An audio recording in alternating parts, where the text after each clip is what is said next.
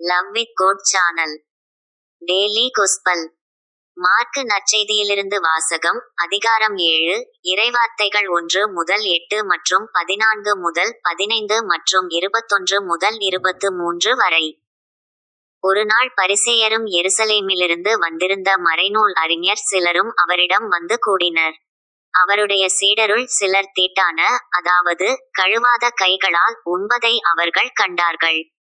பரிசேயரும் ஏன் யூதர் அனைவருமே தம் மூதாதையர் மரபை பின்பற்றி கைகளை முறைப்படி கழுவாமல் உண்பதில்லை.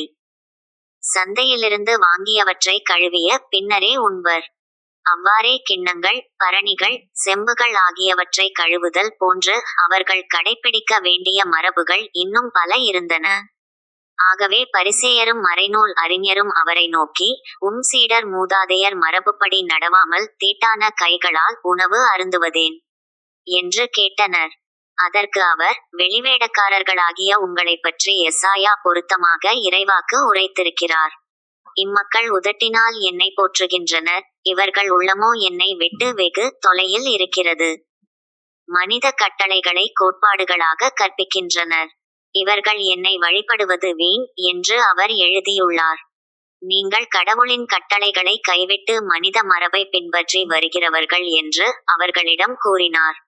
இயேசு மக்கள் கூட்டத்தை மீண்டும் தம்மிடம் வரவழைத்து அவர்களை நோக்கி, நான் சொல்வதை அனைவரும் கேட்டு புரிந்து கொள்ளுங்கள்.